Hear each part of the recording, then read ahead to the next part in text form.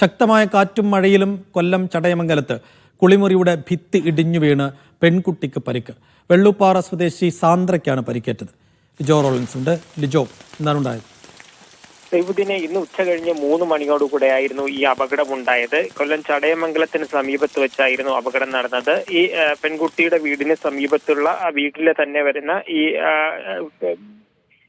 സമീപത്ത് വെച്ച് തന്നെയാണ് അപകടമുണ്ടായത്. അവിടുത്തെ തന്നെ കുളിമുറിയുടെ ഭിത്തിയാണ് ഇടിഞ്ഞു വീണത്. ചടയമംഗലം വെള്ളൂപ്പാറ ഭൂതത്താൻ കുന്നിൽ ബിജുവിന്റെ മകളാണ് സാന്ദ്രയ്ക്ക് ഗുരുതരമായി പരിക്കേറ്റു എന്നുള്ളതാണ് അറിയാൻ കഴിയുന്ന കാര്യം. അതായത് ഈ കുളിമുറിയുടെ ഭിത്തി ഇടിഞ്ഞ് ശരീരത്തിലേക്ക് വീഴുകയായിരുന്നു. അതിന് സമീപത്ത്, അതായത് കുളിമുറിക്കുള്ളിലല്ല, പുറത്ത് അതുവഴി നിൽക്കുന്ന സമയത്തായിരുന്നു അപകടമുണ്ടായത്.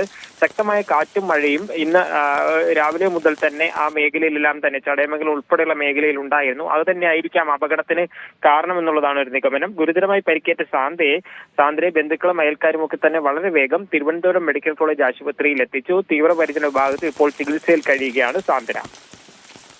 ശരി ലിജോ.